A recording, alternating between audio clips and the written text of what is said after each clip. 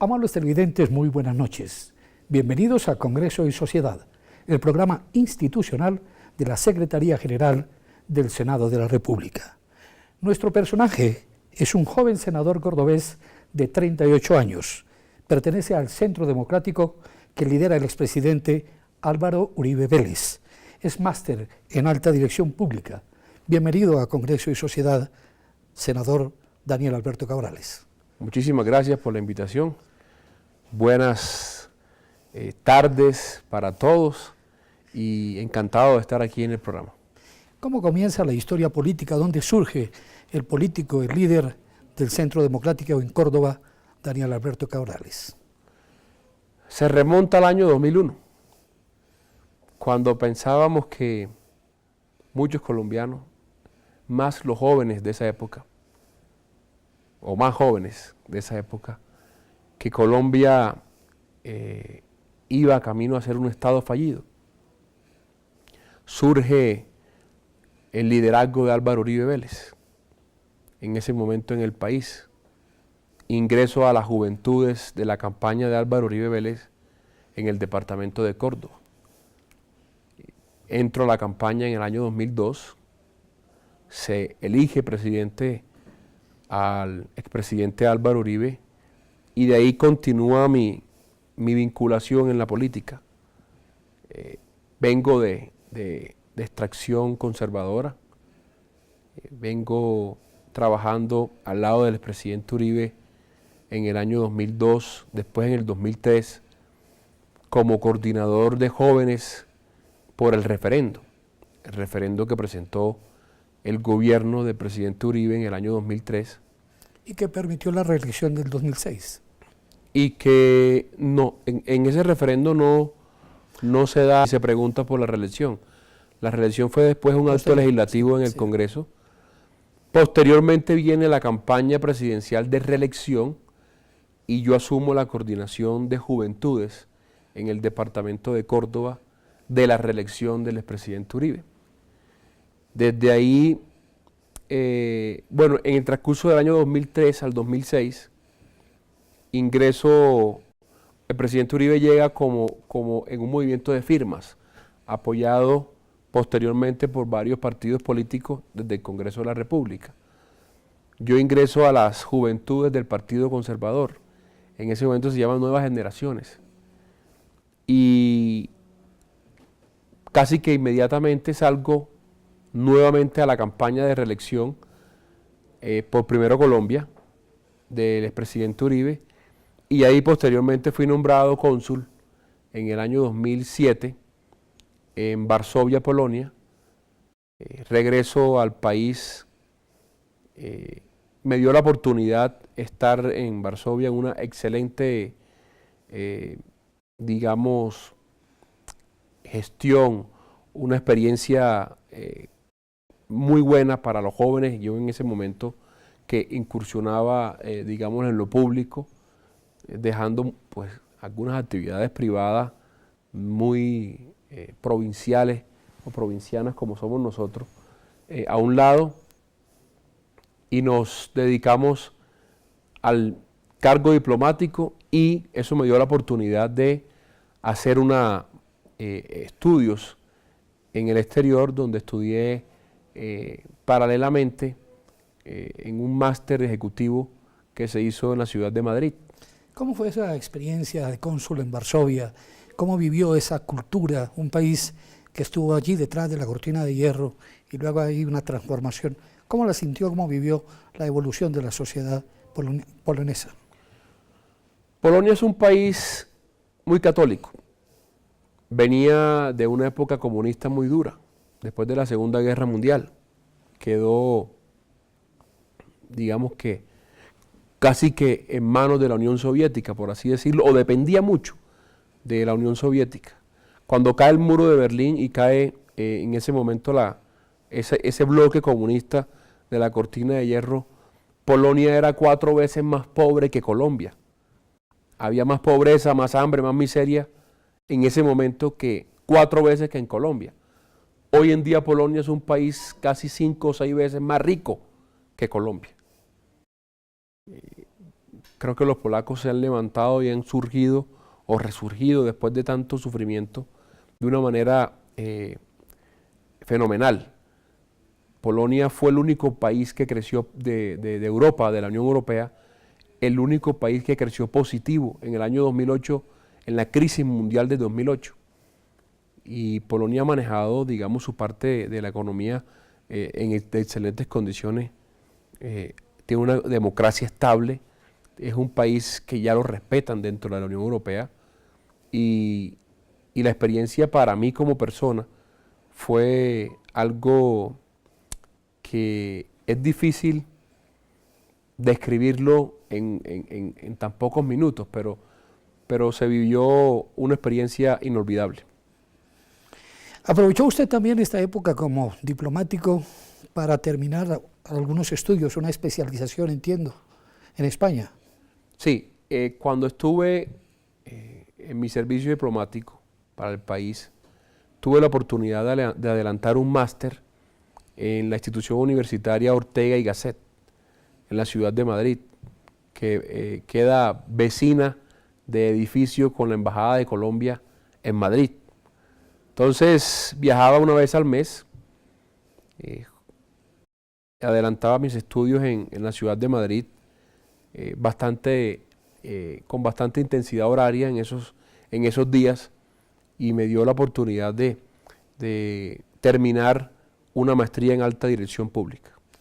Parece ser el Ejecutivo su verdadera vocación. Aspiró a la alcaldía de Montería. Llegué de Madrid, de Varsovia, desafortunadamente para mi experiencia, pero bueno, sirve para experiencia, llegué en el año 2010 a entrar a la campaña del señor Juan Manuel Santos. Ya ustedes saben todo lo que ha sucedido y lo que sucedió después de ese momento. En el año 2011 aspiré a la alcaldía de Montería por el partido de la U, apoyado cuando la U era todavía o aún del expresidente de la U, uribista, y aspiré a la alcaldía de Montería, no sin antes recorrer un camino que muy pocos hacen. Yo recogí en dos meses 96.000 firmas para aspirar por firmas. Después llegó el aval del partido de la U cuando ya yo marcaba las encuestas. Y fue una experiencia que, digamos, poco a poco va uno como alimentando su carrera política. Sacamos casi 60.000 votos, no nos alcanzó para obtener el primer cargo municipal, pero hoy estoy aquí como senador del Centro Democrático con ese orgullo inmenso que me hace sentir ser miembro de este partido, que como usted dijo, lo guía y lo lidera el expresidente Álvaro Uribe. Su mentor político indudablemente es el expresidente Uribe. Entiendo que uno de los libros que escribió el hoy senador y expresidente de la República es fuente de inspiración permanente para usted. No hay causa perdida. Yo creo que esa frase lo invita a uno a batallar diariamente. Y eso es lo que nosotros conocemos en Álvaro Uribe. Un batallador de la vida, un trabajador nato por el amor que le siente a este país. Una persona que ya después de haberlo ganado todo, concejal de Medellín, alcalde, gobernador, senador, presidente, reelecto, dejó presidente, lo traicionaron y ahora volvió al Senado de la República por el inmenso amor y cariño y patriotismo que le tiene él a nuestra querida Colombia. Y aquí sigue él batallando y por supuesto es nuestro gran ejemplo, mi gran ejemplo para seguir adelante. Y ese libro, No hay causa perdida, cuando uno lo lee en cualquier espacio que abra uno, en un momento encuentra, digamos, una faceta de la vida del expresidente Uribe que lo invita a uno a seguir luchando por esta patria y por la libertad de esta patria. Aquí en Congreso de Sociedad, Daniel Alberto Cabrales, senador monteriano, cordobés del Centro Democrático. Vamos a algunos mensajes institucionales y ya regresamos.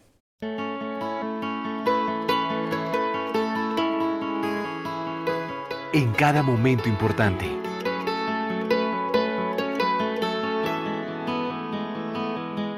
En cada alegría.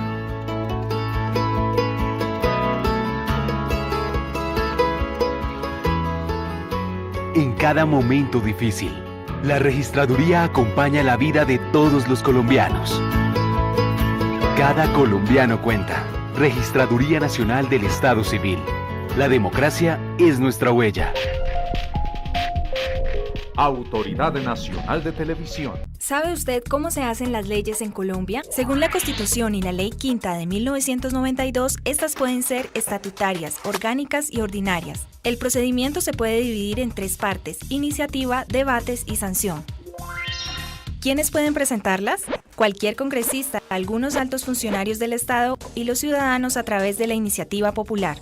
Después de presentado el proyecto de ley, este debe superar 4 debates en el Congreso. Estos debates inician en una de las comisiones de acuerdo a la temática del proyecto de ley. Luego pasa a ser debatido y votado en la plenaria de la respectiva Cámara. Posteriormente, el procedimiento de debate se repite en la otra Cámara. Al ser aprobado en los 4 debates, el proyecto de ley debe ser sancionado por el presidente para que entre en vigencia y se convierta en ley de la República. Encuentra más información en nuestro portal web.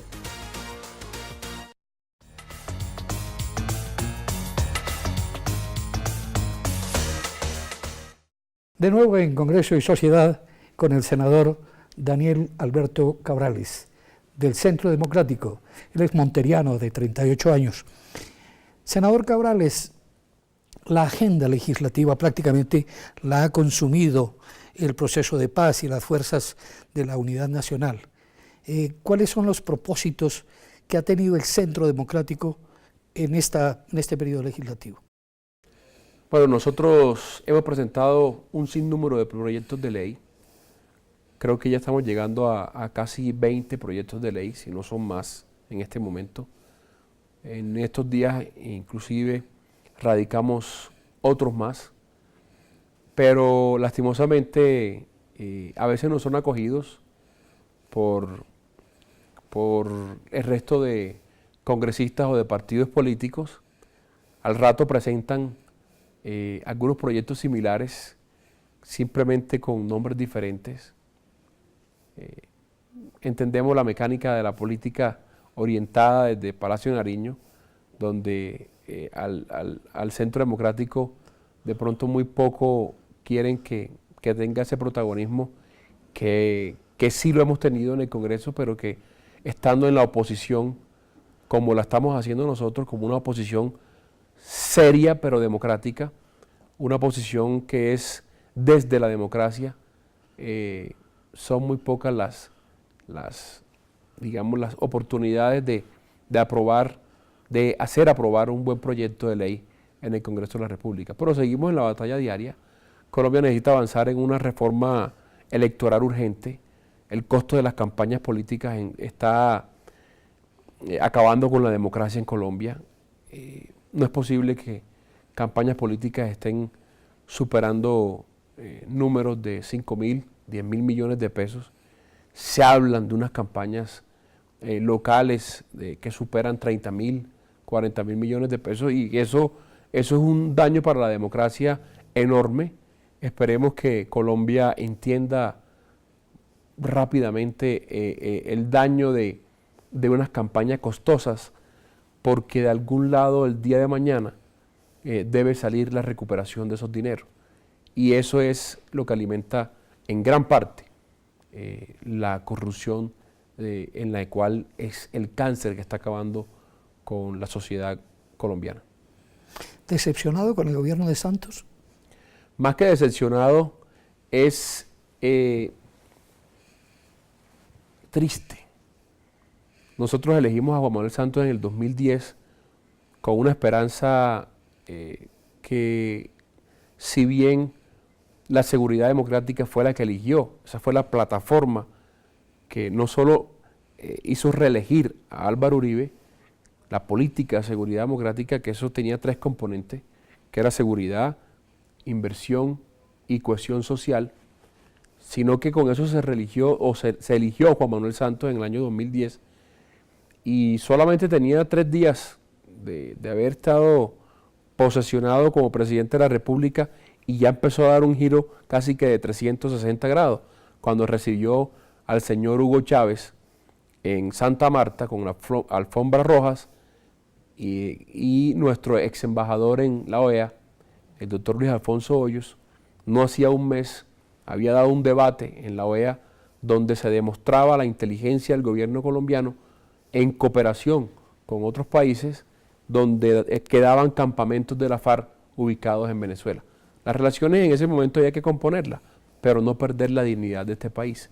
Y ahí empezó, digamos, ese gobierno de Juan Manuel Santos a dar unos bandazos tristes para el país, que hoy lo tienen hoy como tal, después de una campaña dudosa en el año 2014, donde muchos aseguran que pasaron 10.000 cosas, sobre todo en la costa Caribe y en muchas partes del país, donde hay votos que no fueron votos y que dejan unas dudas o un manto de duda muy grande de lo que pudo haber pasado con el software de la registraduría, más lo que ustedes todos conocen, la compra de votos inmensa por todo el país, que el Centro Democrático denunció enormemente.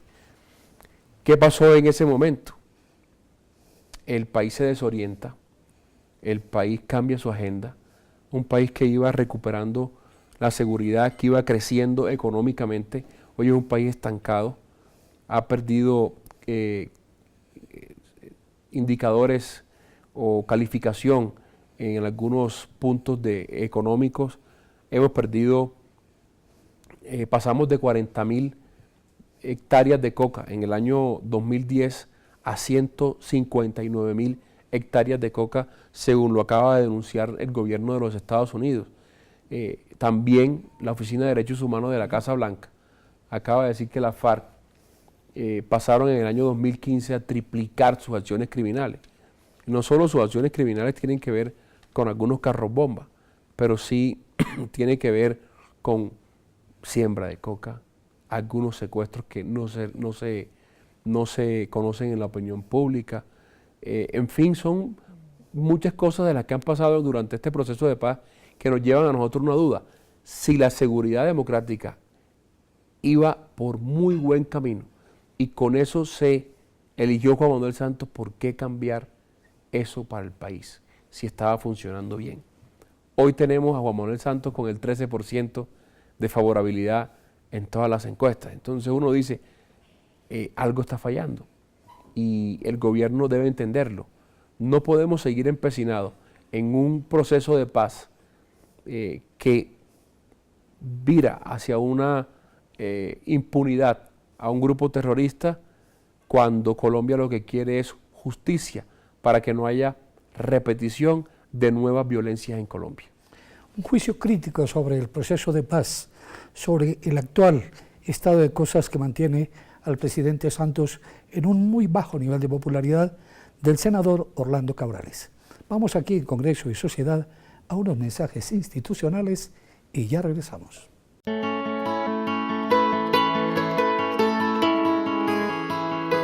En cada momento importante.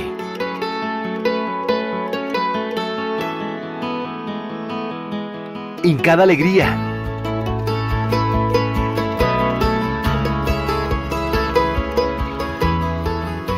En cada momento difícil. La registraduría acompaña la vida de todos los colombianos. Cada colombiano cuenta. Registraduría Nacional del Estado Civil. La democracia es nuestra huella. Autoridad Nacional de Televisión. ¿Sabe usted quién puede presentar proyectos para que se conviertan en ley? En Colombia pueden presentar proyectos de ley los senadores y representantes a la Cámara, los ministros, las altas cortes, entre otros altos funcionarios del Estado, quienes poseen iniciativa legislativa. También la iniciativa legislativa es un mecanismo de participación que faculta a los ciudadanos, a concejales o diputados del país a presentar proyectos de ley o de reforma a la Constitución. Para presentar una iniciativa popular por parte de los ciudadanos, se debe elegir un comité promotor de la propuesta e inscribir la solicitud. Luego se debe recolectar un número de firmas válidas igual o superior al 5% del censo electoral. Si se cumplen estos estos requisitos, la registraduría expedirá la certificación. Con esto, el proyecto de ley o de reforma a la Constitución podrá ser radicado en las secretarías del Congreso y deberá iniciar su trámite con mensaje de urgencia para que tenga prioridad sobre los demás proyectos. Encuentra más información en nuestro portal web.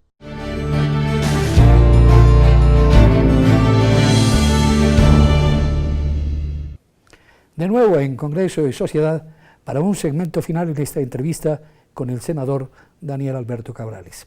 Senador, se remontan a más de 100 años los antecedentes de un político de su familia. Casi 100 años. En el año 1920, mi último, o digamos, línea directa con mi sangre, mi bisabuelo, el general Prisciliano Cabrales, fue representante de la Cámara. Nosotros, de ahí en adelante no hubo una representación, digamos, directa, en línea directa de sangre. Sí, varios familiares han hecho política, pero en línea directa esa fue mi última, o nuestra última como familia, representación política.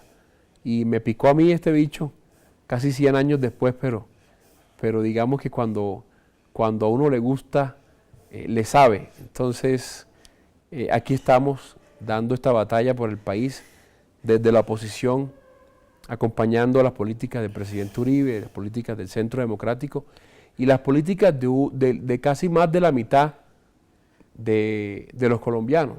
No se les puede olvidar a los colombianos que Oscar Iván Zuluaga sacó casi 7 millones de votos. Fue una campaña presidencial, unas elecciones bastante reñidas en el año 2014 contra un gobierno que tenía todo el bloque parlamentario del Congreso y que solo el Centro Democrático que se creó en ese momento, bajo el liderazgo del presidente Uribe, logramos casi ganar la presidencia con Oscar Iván Zuluaga. Seguimos en esta tarea, seguimos en esta lucha y vamos a seguir dando la batalla desde la calle. El Centro Democrático ha sido muy beligerante en el control político del gobierno de Santos. Usted particularmente tiene una bandera, Electricaribe, esa empresa que tanto daño, según los medios de opinión, le ha hecho a los 7 departamentos de la costa atlántica. ¿En qué se fundamentan esas críticas y cuál es la aspiración? ¿Debe desaparecer Electricaribe? Somos casi 10 millones de habitantes en la costa caribe, la costa atlántica. Somos 10 millones de habitantes que llevamos históricamente sufriendo un mal servicio de energía eléctrica. Pareciera que estuviéramos condenados a estar pagando algún pecado y tener un mal servicio de energía eléctrica. A eso se debe en parte el atraso que tiene esta zona del país. Hemos salido adelante, por supuesto, en muchas ciudades, en los cascos urbanos, pero no hay competitividad en la región. El departamento de Córdoba, por ejemplo, no llegan inversiones, como llegan a otras partes del país. Córdoba sembraba alrededor de 25.000 hectáreas de algodón. Desde el año 2010 hacia acá, ya hoy Córdoba solo siembra 8.000 hectáreas de algodón. No hemos podido montar unas fábricas de textiles, por ejemplo, por los altos costos de energía eléctrica, el mal servicio de Electricaribe. Nosotros hemos dicho que, y parece que hay un consenso, en expulsar, en sacar, en que Electricaribe venda porque es una empresa privada que fue vendida. Todas las electrificadoras fueron vendidas por allá en el año 97 en el gobierno de Ernesto Samper a lo que es hoy Electricaribe. Hoy, en ese momento la vendieron a unos venezolanos, hoy en día la tienen unos españoles. Pero Electricaribe casi que hay un consenso entre sociedad, políticos y gobernantes locales, gobernadores y alcaldes, en que Electricaribe salga de operar, que le quedó grande, digamos, la operación de operar la energía eléctrica en esta zona del país, pero lo que no podemos permitir, Néstor, es volver al pasado. Volver al pasado en que el gobierno intervenga Electricaribe para que ésta sea manejada por algunos políticos de la zona. Eso sería inaceptable. Eso sería volver al pasado cuando fue vendida esas electrificadoras, fueron vendidas a estas empresas que en algo aliviaron en su momento el problema, porque salió el cáncer de la corrupción de estas empresas. Si volvemos al pasado, esto va a ser una piñata feriada por políticos de la región. El pasado 2 de abril, muchos colombianos de la costa caribe salimos a la calle, y salimos a la calle por varias razones, pero una de las principales razones fue no más Electricaribe, y ahí se reflejó en muchas partes de ciudades de la costa atlántica. ¿Cuál es el mensaje general que se puede percibir después de esa manifestación exitosa, según se ha reconocido, y liderada por el expresidente Álvaro Uribe del 2 de abril? Nosotros la apoyamos. Era una marcha ciudadana. Nosotros la apoyamos como partido, la apoyamos como ciudadanos de ese rechazo que está viviendo Colombia a la política o a las políticas del gobierno de Juan Manuel Santos. No solamente era el tema de Electricaribe, por ejemplo, eran muchos temas, el proceso de paz, la venta de Isagen, lo que pasa con Reficar, el manejo económico, la inflación, el alto costo del dólar, digamos, los perseguidos políticos, el tema de la justicia, o sea, muchas cosas de las que hoy suceden en Colombia. Yo le voy a mandar una carta abierta al presidente Juan Manuel Santos en el transcurso de esta semana o la próxima, donde le plasmo muchas razones como preguntas. Ojalá Juan Manuel Santos me conteste siquiera una sola. Van a ser casi 100 preguntas de todo lo que está sucediendo y de lo que va mal en el país, que a eso se refleja el 13% de su imagen. Y por eso Colombia marchó, por eso Colombia salió. En Montería sucedió algo atípico a lo que sucedió en otras partes del país. Nosotros no salimos el 2 de abril, sino el 3 de abril, porque allá hubo un paro armado y Juan Manuel Santos fue a hacer un consejo de seguridad el día anterior, el 1 de abril, y lo único que salió, la única conclusión que salió de ese consejo de seguridad fue decir que el gobierno no prestaba la seguridad para la manifestación ciudadana. Tocó hacerlo el día domingo y fue exitosa. Salieron casi 8.000 cordobeses, pobladores cordobeses que son entre nacidos en el departamento de Córdoba y personas que hayan nacido en otros departamentos que estaban ahí. Y manifestamos nuestro inconformismo con el gobierno. Somos una oposición democrática, no de armas. Somos una oposición que estamos haciendo democracia en el Congreso de la República y en las regiones del país. Una visión descarnada sobre la realidad social y política del país con el senador Daniel Cabrales. Muchas gracias por su presencia aquí en Congreso y Sociedad. A usted, Néstor, muchas gracias. A todos los televidentes del canal del Congreso, muchísimas gracias y aquí estaré cuando ustedes me inviten. Los esperamos aquí en Congreso y Sociedad en una próxima oportunidad.